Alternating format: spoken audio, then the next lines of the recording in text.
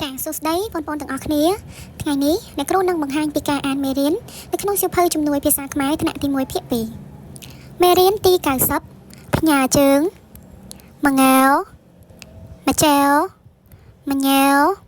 មកតែវការអានព្យាង្គមងើអ៊ីមងាមកតែវអ៊ុមកទុ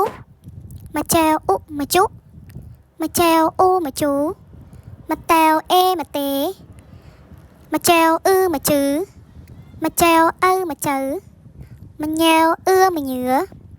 មកញ៉ាវអ៊ីមកញីមកងែវអ៊ូមកងួរការអានពាក្យមកចែវអ៊ូមកជូនឹងរែវមកជូមកងអៃមកងៃ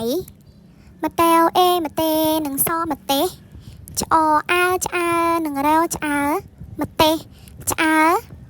មកតែវអេមកទេនឹងសមទេមកញ៉អេមកញ៉ែនឹងកមកញ៉ែមកញ៉នឹងកមកញ៉បន្តមួយមកញ៉មកញ៉ែមកញ៉មកចែវអ៊ុមកជុនឹងឡែវមកជុលការអានអត្ថបទខ្លីម្ចាស់ថ្នាលម្ទេសយាយសុយជាម្ចាស់ថ្នាលម្ទេសមួយថ្ងៃគាត់រវល់តែ